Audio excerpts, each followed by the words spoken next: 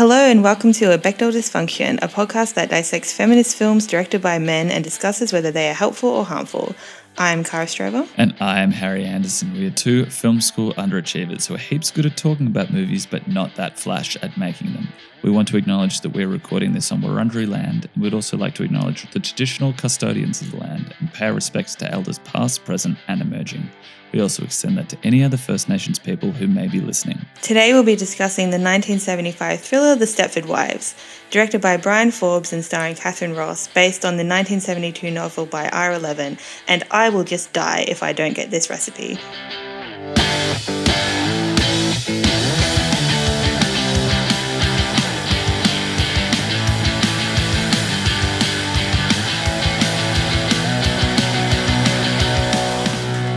Okay, The Stepford Wives from 1975, directed by Brian Forbes, written by Ira Levin, who wrote the novel, and William Goldman, who wrote the screenplay, starring Catherine Ross, Paula Prentice, Nanette Newman, Carol Mallory, and Peter Masterson.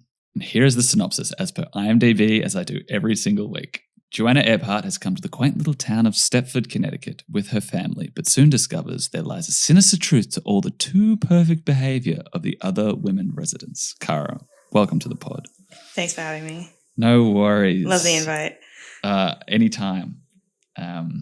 Was this your first time watching The Stepford Wives from 1975? Yes, it was. How'd you find it? I really liked it, actually. I was because I know very aware of it. Like Stepford, I think that's probably the biggest like cultural legacy is just the term Stepford wife of like a too perfect housewife. So I knew, and like I knew the reveal and everything, obviously, but even though it's kind of corny and it's very 70s and it's a bit dated looking and it's a bit dated feeling, I actually kind of liked that because I had heard it was described as a satire, but a lot of like the character stuff seems really sincere to me. And I found that like actually like really kind of nice and refreshing. I was like, I did find the last kind of moments of it, you know, scary enough for like what it was. And just the overall concept is like really horrifying, but also like kind of a really literal like translation of the most extreme version of like patriarchy, basically. So I think conceptually it's really strong. I think it's pretty strong, like character-wise, like plot-wise, concepts. I think that stuff is all really strong. It's just kind of a bit lacking in some of like the style and some of the dialogue and yeah. I think that I think the pace is a bit of an issue. Like it drags quite a lot. There's a lot of like walking across rooms to get to conversations that drive the plot along. But I think that's fine. You could probably trim it down, but yeah, it's a very like menial, almost irrelevant thing to bring up. But I'd actually seen the remake first. I didn't know that, you know, that it was a remake when I saw it. So I saw that, I don't know, when I would have been like a preteen, early teenager or something. It was just like on TV and I watched it and I remember enjoying it. I did not know that the original was sort of like a horror thriller, straight down the line drama. So it was a bit bizarre to just like start watching it and realize, oh, okay, this isn't gonna be funny. It's just like it's a real like long, dark and serious like 70s indie film pretty much. But I did like it. I liked it a lot. And I think it's quite bizarre because I think like in the performances are very naturalistic. It reminded me a lot of, and I didn't realize this at the time that it was written by the same person, but it really reminded me of Rosemary's Baby, the Polanski film. And I think both this film and that are very, very similar. Like the plots are almost like beat for beat the same. It's just like couple move to a strange town. There's uncanny neighbors. There's a sinister group of people who the husband makes a deal with. And the remainder of the film is the wife finding out that her husband has plotted against her for the big bad reveal at the end. So I found that super interesting. And then I had the nice surprise of finding out that it was written by Ira Levin, who wrote Rosemary's Baby as well. So that was a huge surprise. But it's a classic. It's really awesome. And I think even though like it could use like a remaster, it's a very dusty film stock. I think the story and the threads hold true, and it really reads like a domestic violence movie. Yeah, totally, 100%. That's why I think it's kind of strong, and like why I think it works. And I don't want to talk about the remake too much, but why I think it's kind of a bit stronger than the remake, because it is a thriller or a horror, and it's dealing with such serious kind of thing. Like that is what it's talking about. It's like about domestic violence, about it's very serious and takes itself so seriously as well. And I think that horror can be a better genre for dealing with something like that than the more comedic, satirical take of the remake. It just because like it takes it like the subject matter more seriously, but then it can also just deal with these themes in a more abstract way so that it can be a bit less alienating for people. Like it can be really harrowing to watch like a true to life kind of depiction of domestic violence. But once you throw in this kind of more sci-fi concepts or horror concepts, it's a bit more watchable. Debatably, this movie didn't do very well, but like it's a bit more watchable for people, and then it's kind of can leave a bit of an imprint of like what the themes actually are after watching it. So I was sort of I really wanted to like it, so maybe I was being a bit generous to it as well, but I enjoyed it a lot. Yeah, it took me a minute. It took me a minute to sort of sink into it, but once I clocked into it, I don't know, they're all the girls in it are so lovable. Like those main three friends, Joanna and Bobby and Charmaine. Yeah, I think hanging out with them is a fucking blast. Like they're just so cool. I think that the way they bounce their dialogue off each other, it's very naturalistic. It's like, I know, plays like Cassavetes sort of stuff. Like I was just like, I really believe that these people exist. So that was super cool. And just as a heads up to everyone listening to this, we will be doing the remake as the next episode. So if you're more familiar with that text, we will be talking about it next. So I think also just in terms of like what you just said about the characters, I think if you take away the more, like I just said, the sort of sci-fi concepts, their issues and their relationships are also quite relatable, like, and seem very real. Like, that, we'll get into it a bit more about sort of the problems, but like the expectations that their husbands have on them, and their different roles in the relationships, and like I just think that that stuff all translates really well. Hey, I tell you what's really fucking cool about this movie, which could kind of have dated it if they'd doubled down on like a sci-fi style, is that like I think the sci-fi is very like tastefully placed in. Like it's more just sci-fi by themes rather than style. Yeah, it's totally. And like when you get the reveal that they are robots with the whole knife stabbing, it's just so like, yep, this is it. And like apart from maybe like a dated synth track underneath it that makes it, they're trying to hammer home that she's a robot, like it's actually just like plays as a drama, whereas like it's sci-fi by genre definition, but in terms of style it is a drama, as opposed to something like Blade Runner, which is sci-fi by style but is drama by genre. You know what I mean? Yeah, I think I agree. Like, I think that the way that they handle, because I don't think it kind of matters really that they are like robots specifically. Like, they could have been clones. They could have been like, implants or something. Like, it doesn't, like, the point is, like, that doesn't really matter because it's just like, it's just a technique to explain the situation. So I do think I agree. I think they do it pretty tastefully, and it does keep it from looking like super tacky. Yeah. Which is, again, we're going to limit talking about the remake while we're doing this, but possibly one of the things that has dated the remake, which is its dependence on, I don't know, sci-fi reveals, but we'll get into that later on. I have two questions for you. Can you please give me a quick rundown of the plot of this movie? Okay, so we have Joanna Eberhoff is our protagonist. She and her husband Walter, their two kids, and their lovely dog Fred, we love a dog, are leaving the big city Manhattan to move to the burbs, the titular burb of Stepford. And upon arrival at Stepford, Joanna kind of notices how not only how perfect like all the other women residents of Stepford seem to be, but also other little bizarre things, like a woman has an accident at the supermarket, and when the ambulance comes, they don't take her to the hospital, they take her somewhere else, and all other little strange quirks of the town. She befriends two other sort of like-minded women who notice something's kind of not right, and kind of forms that deep friendship with them.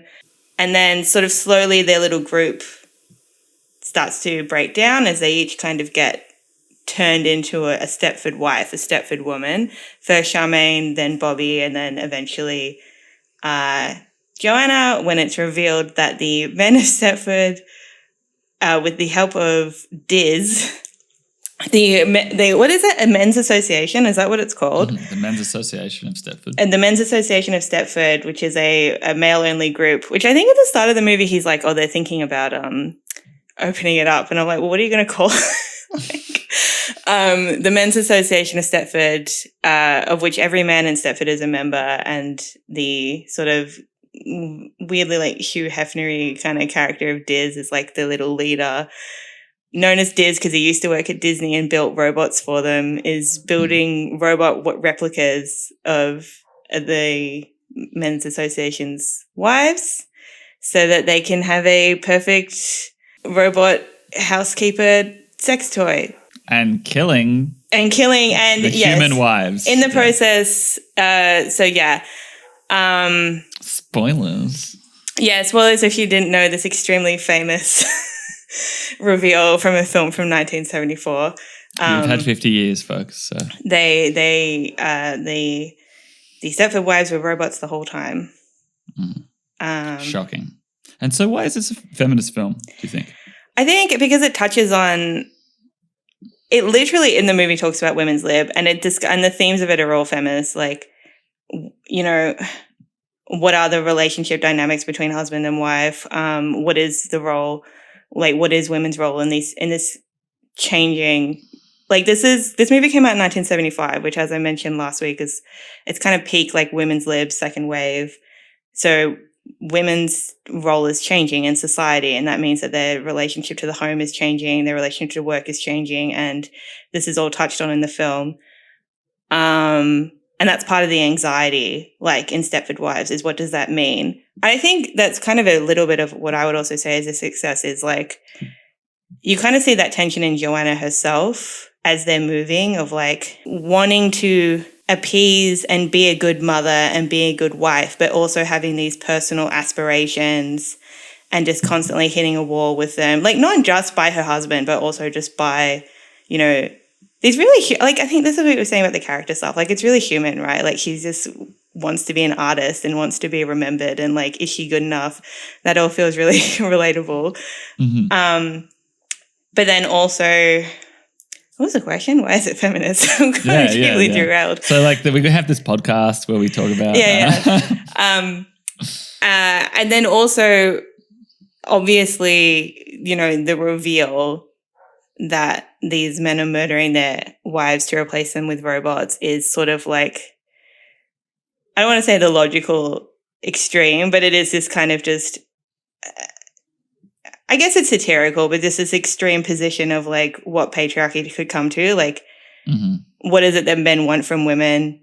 It's robots. They don't want women in their lives, basically. Yeah. It's spooky shit, and the reveal of the Joanna replicant is fucking terrifying. Yeah, it's the blacked out eyes, like that full on got me. I was like, this is so spooky. But yeah, so that held up well.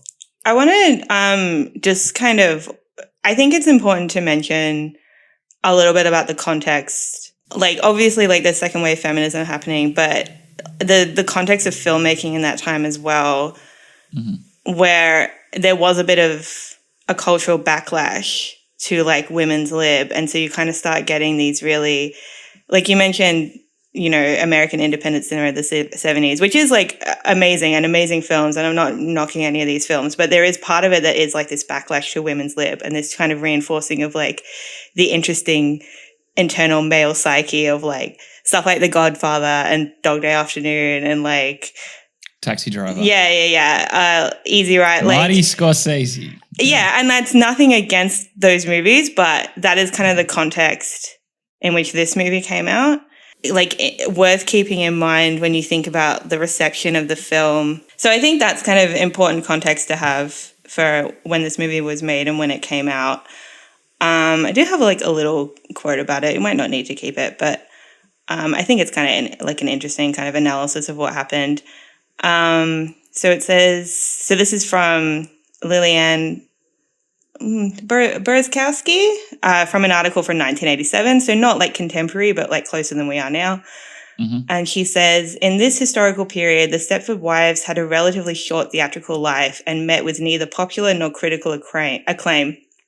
And she says a little bit about how it might be because this movie's aimed at women and women weren't the main sort of horror consumers at the time. But she also says, the film emphasizes the fact that the dominant images of women in our culture are male-created and controlled. Such a theme cannot gain immediate acceptance by the very culture responsible for the ideology the film exposes. And I think that's an interesting, because it is like when you get kind of those films or works of art that can be really incisive about the cultural moment you're in right now, it can be really resistant to people consuming it because you don't want to kind of accept that silver of truth in what's being said, because that means that you have to reflect on yourself and your own behavior and your own and how you relate to that culture. So I think that kind of probably has a lot to do with, not entirely, but a bit to do with its reception. And also but also I think it fits into why it's kind of persevered, because it does have a bit of a cult following, not as much as you might have thought it was, considering how sort of pervasive the sort of term Stepford wife is. I'm kind of surprised by how it's just sort of fallen out of, like, I don't know, who talks about it, you know? Like, it's not really... Yeah, perhaps it's more from the novel rather than the film adaptation. Yeah, maybe. I believe it's a bestseller. Yeah, maybe. And I haven't read the novel, so I don't know what it's like, if it's... Yeah. But anyway. The novel's more ambiguous from what I believe. So I don't think there's a reveal in the end of the novel. I think it's the ending. It's implied that Joanna's paranoia is like correct, but it's never fully confirmed. Okay. Which was a huge point of contention with the people who made this. So obviously the novel written by Ira Levin, and then screenplay was adapted by William Goldman, who has written such films as, adapted by William Goldman, dual Oscar winner, who wrote Butch Cassidy and the Sundance Kid, All the President's Men, Misery, which is obviously a Stephen King adaptation, The Princess Bride, and a litany of others. So a tremendously successful screenwriter. Did not write the ending. The ending was rewritten by the director, Brian Forbes, who's an English director, this is The Stepford Wives is his most successful film. I personally haven't seen any of his other films. He's new discovery to me. But apparently he and Goldman did not get along very well, and Goldman left the production, did not write the ending, hated the ending. So the literal reveal of the wives being robots was made by Brian Forbes, which personally I think is quite strong. I like the payoff. How did you find the ending? I think I like the ending too. Like, I think it's the moment, it's the truly like scary moment in the film, particularly like you were saying, like with the robot reveal with the empty eye sockets and all that kind of thing. So I think it works like on a genre level. I also think it's probably better thematically, because I think when you have an ambiguous ending, it can kind of lead into this hysterical woman, like neurotic woman trope, stereotype. Like, I guess you could kind of argue that an ambiguous ending might be like better sort of thematically or like from a storytelling. I just think it kind of lends itself too easily to like, oh, she's just paranoid, she's just crazy, hysterical woman, which I hate. So it takes away her power, because at the end of it, there's so much power in like those shots of them all just walking through the supermarket. Like there's so much weight in that now that we know that they're all dead. They're just these hollowed out copies of these former people just like ghostly walking through this supermarket. Like, Yeah. there's so much power in that, and you don't have that power if you have an ambiguous ending. I think as it's implied. I think it's also she gets that moment to have the confrontation as well. And if it's only ambiguous, you don't get that. And I think that's really important. So yeah, I'm with Brian on this one. Forbesy. Yeah. I wanted to do a little bit about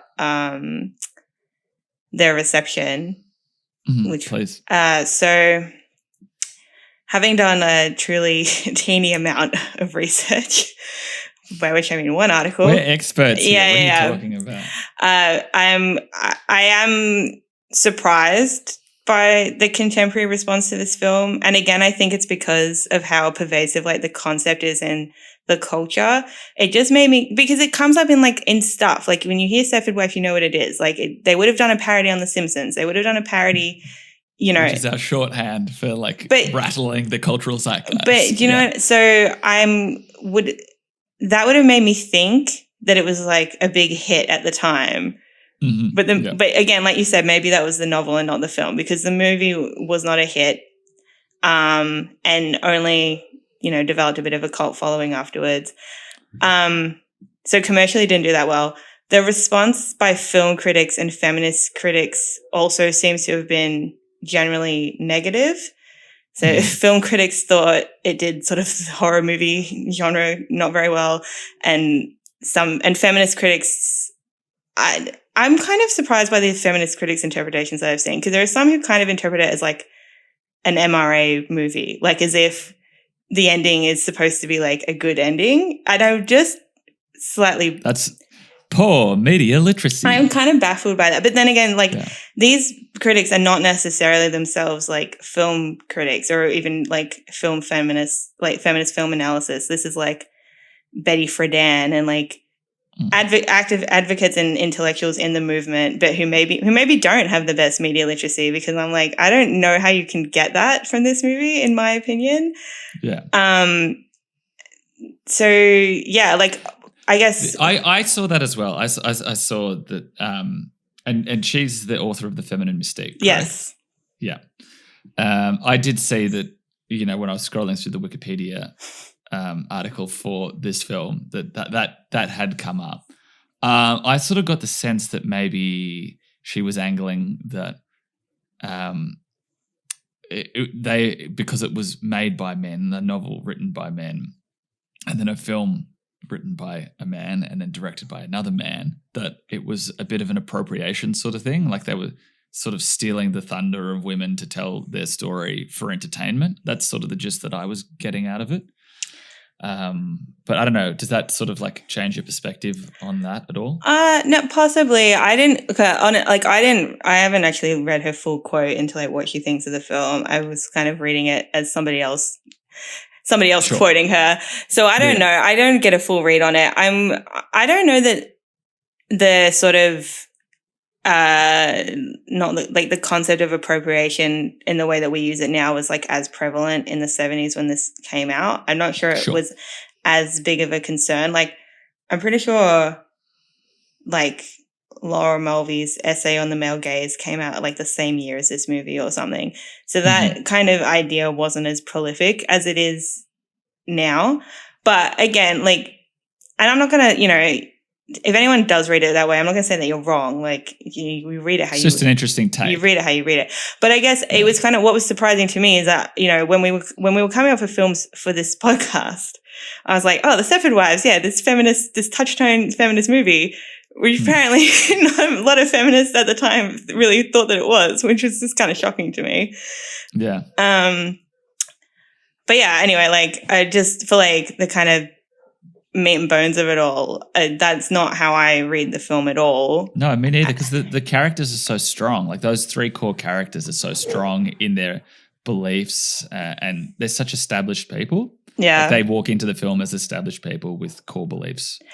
But, and then the way they talk to each other, like how could you not? Yeah, I don't know. I agree with you. And then, this is what I'm saying. Yeah, but I guess from my little 10-cent sort of thesis on the movie would be like that this is a movie about a society a We live in a society. society. It could even be our society in which women have gained a little bit of power, a little bit of autonomy, a little bit of female solidarity, and are asking for more via like the women's lib movement. And this is important because this is context of what's happening outside the movie, but it's also happening inside the movie. They mention women's lib in the movie. It doesn't happen that often. And men are like terrified of this, and they're terrified of the implications for like their private lives, their social lives, what it means for work, what it means for politics. And they retaliate with the most extreme form of control, a literal objectification. And like, yes, the movie ends on a downer because unfortunately all, these kind of women characters that we've grown attached to end up murdered and replaced by robots. But I think that particularly in a horror context, sometimes the evil has to win to try and drive your point home. Oh, 100%. Do you know what I mean? Like for me, Exactly, I don't find the fact that and we'll talk about this at the end of like, do they make it or whatever? Like the fact that they don't make it doesn't negate its feminist politics for me, because it's like this, it's kind of like a mirror of like, this is worst case scenario, but this is happening, but this is also happening sort of metaphorically in the real world. And how are you personally going to try and change that? Yeah. And that's the thing, like watching this as a man, I could completely see how misogynists would watch this and be like, well, fuck yeah, that's what I want. Like that's my impulse,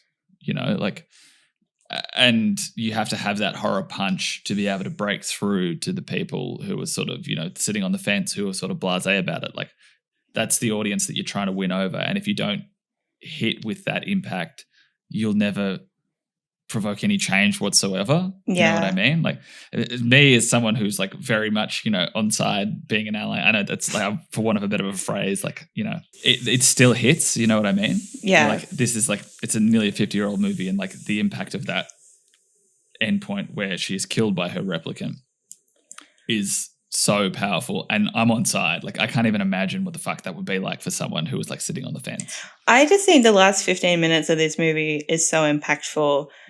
Like this is what I mean when I was reading some sort of feminist analysis of like, and I was just like, but you're not getting like the empathy. Like these are the characters we're aligned with, are these like three main women, not these men. So we're supposed to like be, the pathos is in their loss, not joy in like the men winning. Do you know what I mean? Yeah. Which is why I just don't get that read at all.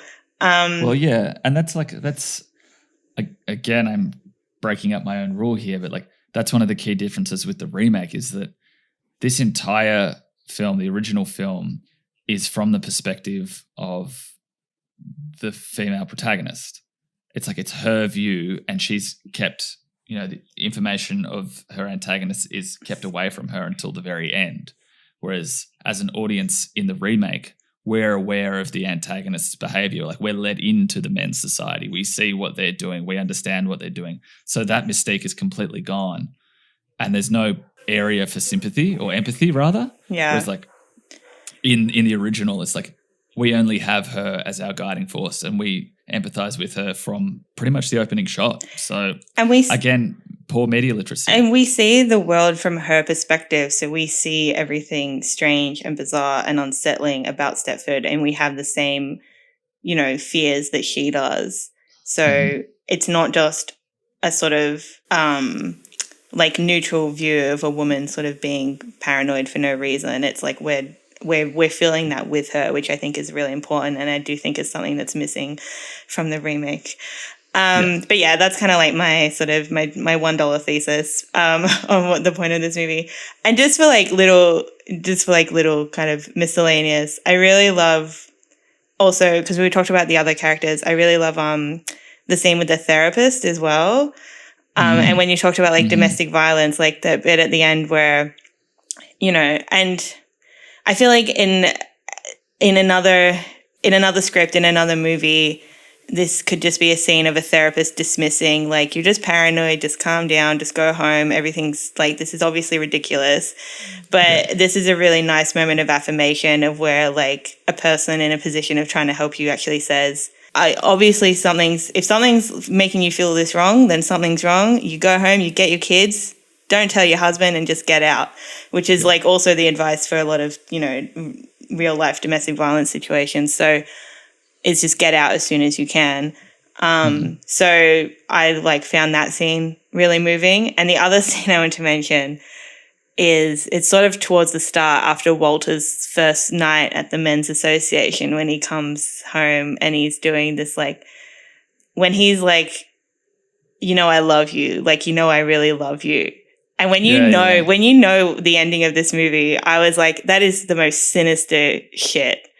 That is the most evil, disgusting. But I wanted to ask you a question, because I feel like it's different in the remake. At what point do you think Walter knows? How much do you think he knows at the start of the movie?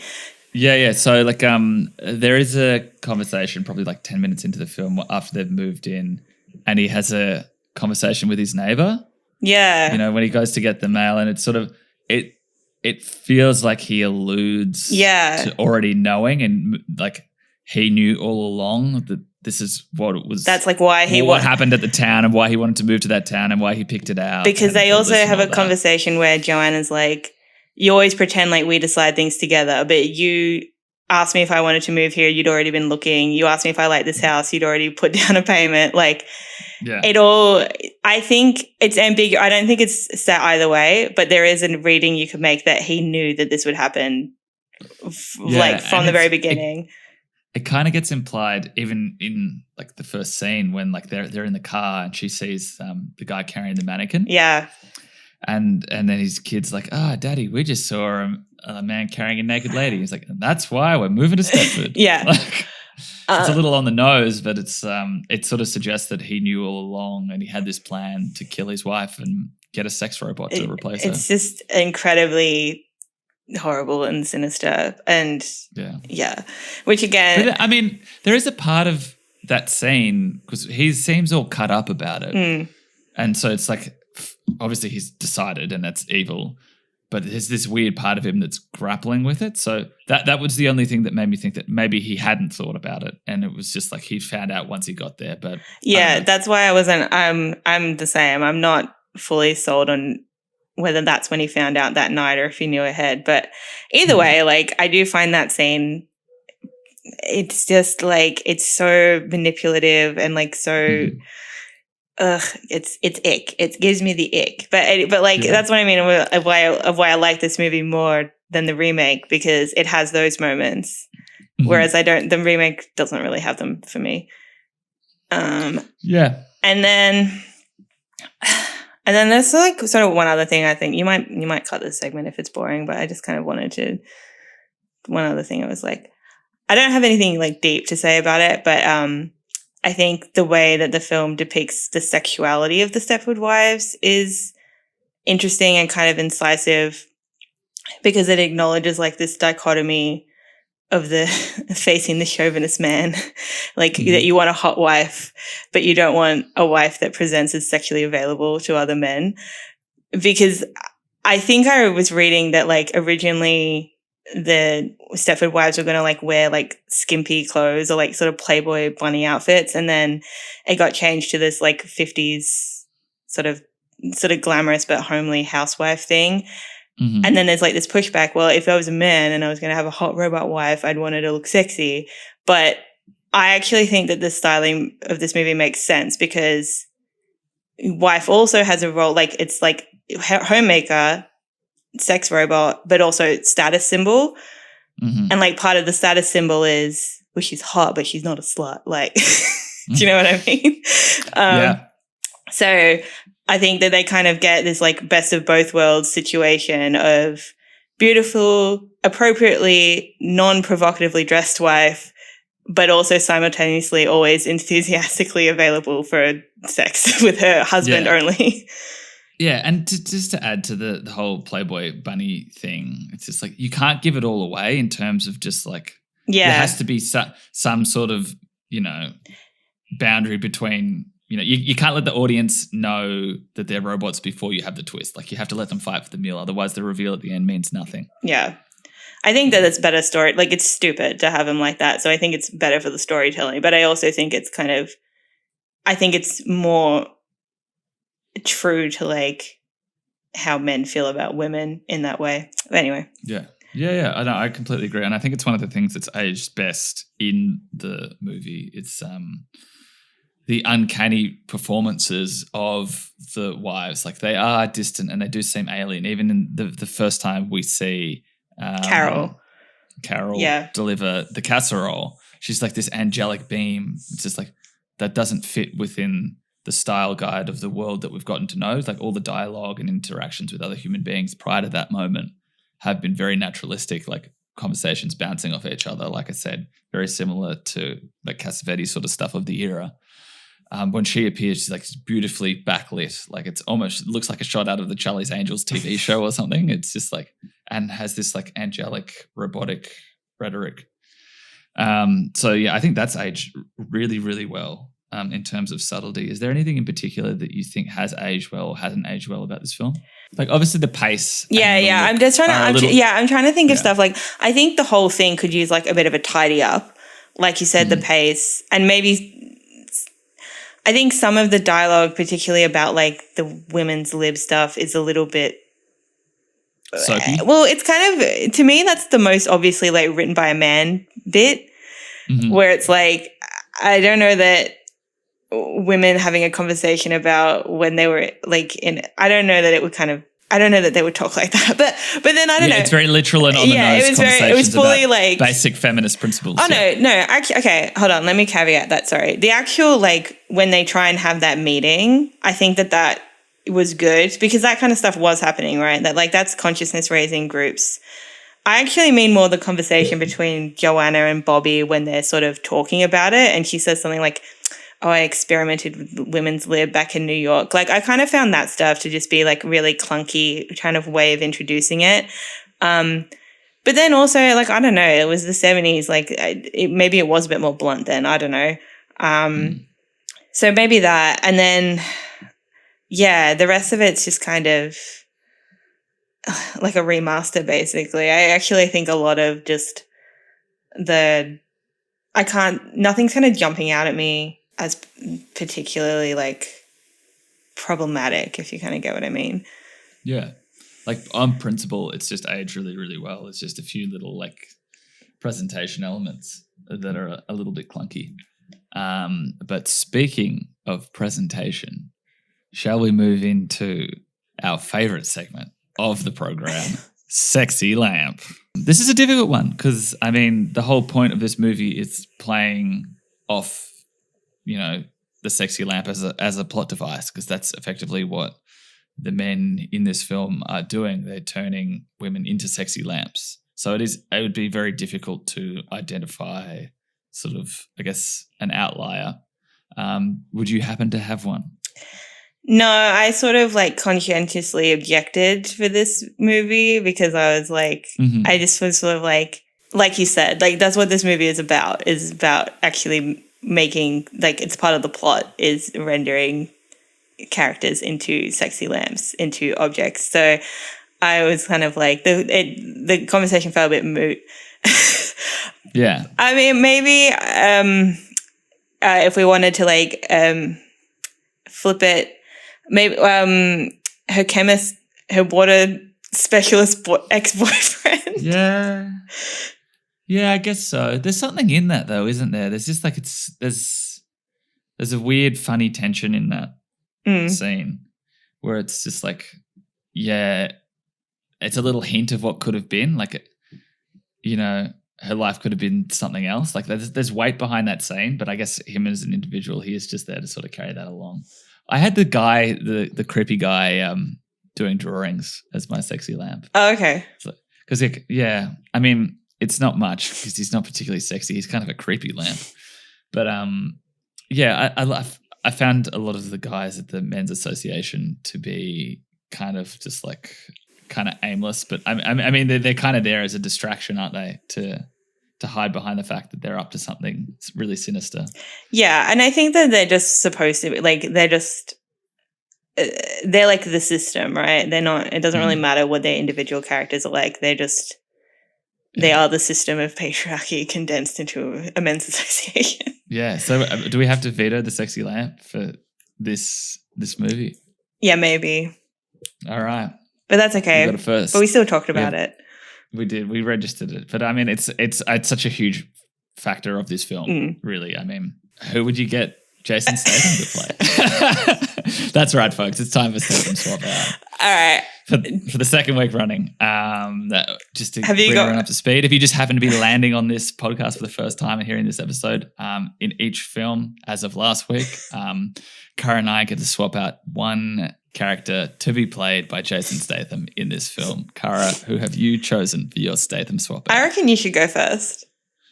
Okay, cool. Do you have? So yeah, I do. I really do. I wanted Jason Statham to play the welcome wagon lady. The lady who writes the articles. The weird spinster lady.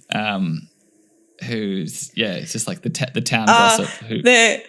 We're very diverse. We were the first town to get a Chinese restaurant. We're very diverse here. Yeah, we've got a black family moving in. We were the first town to have a Chinese restaurant. Yeah. That's a good one. That one's better than mine. You're a shutterbug. Like, and for context, if anyone who hasn't seen the Stepford Wives, it's just this tiny little old lady who's just like, I don't know, she's a bit of a spinster, kind of kooky, just like a classic country town gossip, like a tiny person. And I think it would be funny if Jason Statham played that role. And she also pops in to kind of do like a bit of exposition as well. Like she'll be doing, there was a women's group around here. There used to be a women's group, but they all moved away. I transported them lock, stock, and 2 smoking barrels. All right, your one's better than Who have you got? I was going to do Carol Van Sant.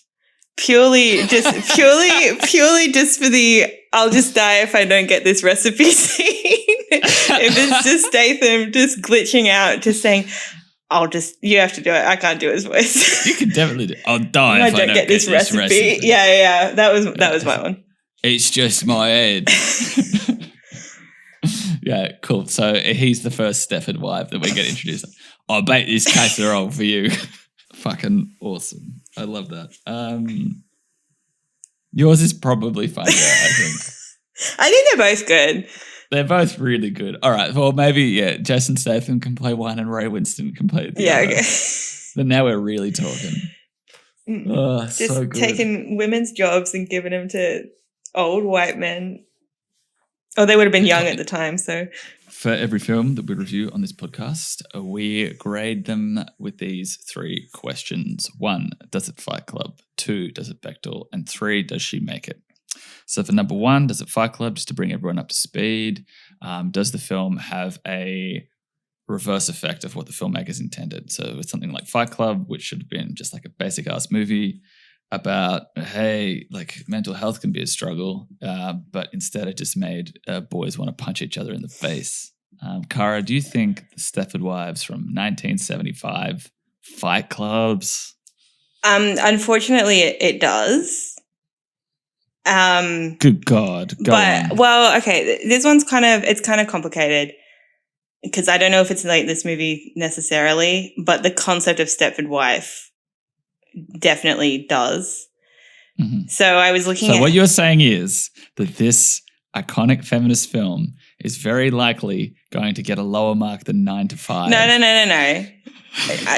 Look, we can't handle for what... Okay. I was going to read this. I was going to look into this article, but I honestly... No, it's okay. I went for a bit. You were doing something intellectual. No, it's not. It's fine.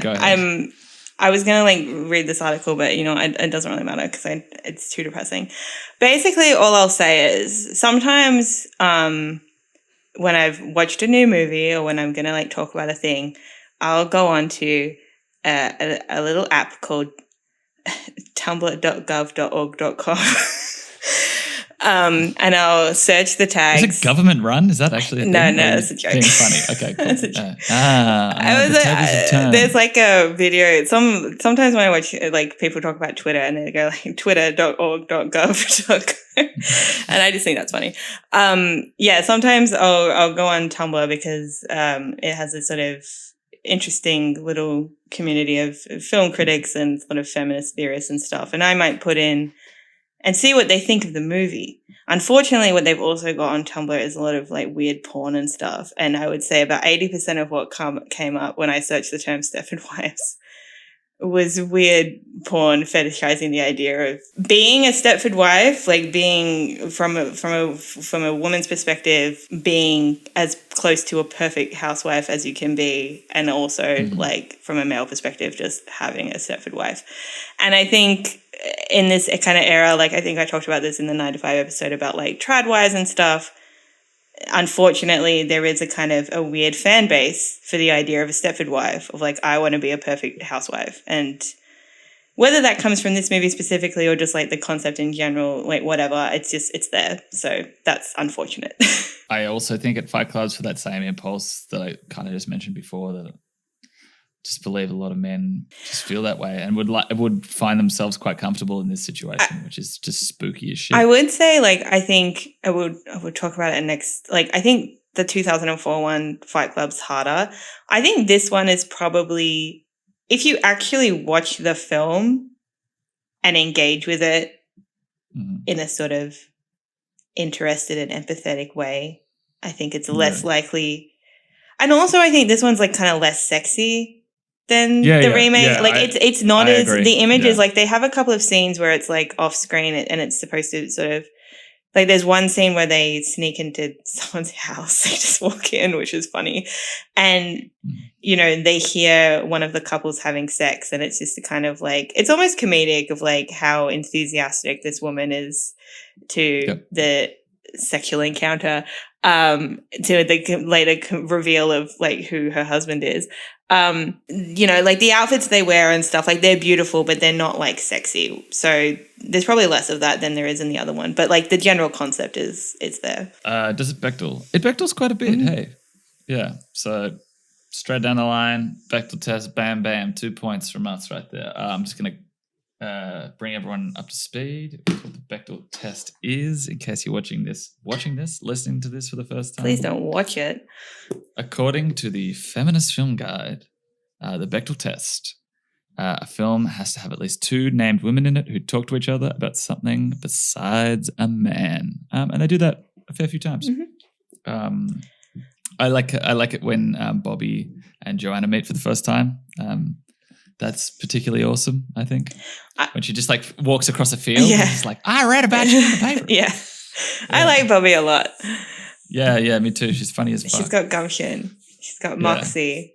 She's great.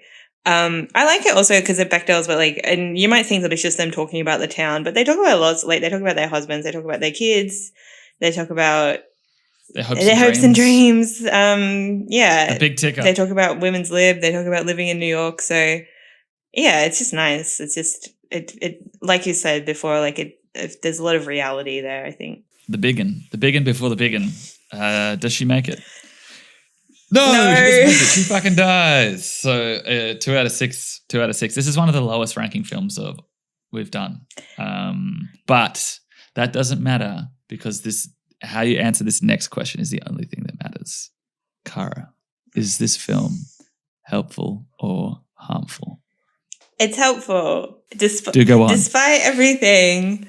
Well, I think I already said it in my little bit before. I think I already said why I think it's helpful. I think it's like a really effective representation of like the worst extreme. Well, I don't want to say the worst extreme. Like, you know, it's not. All right, hold on. Let me start that sentence again. I think it gives men a great chance to stand in the shoes of a woman who's being gaslit and manipulated and is being emotionally abused, and to go along for that ride and then get the gut punch to know that there is no escape. I think that's the big, powerful thing that I take away from it, and why I find it incredibly helpful as a man to like hold that message in there. It's just like, wow, like that's what it's like for women every day everywhere. Like this is like such a huge learning experience. Obviously it would be different for you. So like, yeah, put it in your own words. That's really good. I mean, like, it's not good. It's a great, like, way to put it. I think also just that it is so just from, like, in my opinion, really front facing with like its politics and its themes. This is what women are facing. And like, you know, this is the horror that sort of like affluent white women are facing. So like, you know, draw your own conclusions about what's going on for everybody else. But yeah, I just kind of like that it just is, from, in my opinion, it's just out there of like, it's feminist themes, it's feminist politics. It has a scene of an actual attempt to create like a women's consciousness raising group. Like that's just on the screen. So, and it's not portrayed as a joke or anything. It's a really sincere, and they have sincere conversations in that. So I think it's a really, I think that it's a sincere and deliberate attempt to try and say something about women's situation, women's liberation, and men's like anxiety about it. And it's to me, it feels like it's on our side. 100%. I mean, as something, it's just something I've been banging on about a little bit lately. I reckon if any movie's worth its weight in salt, it's got a good balance of morality and entertainment. I think the entertainment in this film, the thriller element in this film is quite good despite the poor pacing of it. I mean, you do get drawn in, and the moral message of living in a world of oppression and, you know, having your environment controlled around you and not being in control of your own financial situation, or, you know. Well, control the protagonist is kind of the key word, right? Like that's kind of this overlying theme of like, these are men who want women who are entirely in their control in every way. Yeah. And unfortunately, that's what they get. And in my opinion, this movie thinks that that's a bad thing, and I think it's a bad thing too. So, yes. Helpful. Yeah. Yes. A good balance of morality and entertainment for sure. That just about does it for another episode of A Bechdel Dysfunction, a podcast that dissects feminist films directed by men and discusses whether they are helpful or harmful. Be sure to join us again next week as we discuss the 2004 remake of The Stepford Wives, directed by Frank Oz, the voice of Yoda. And until then, see you next time. Thanks, guys.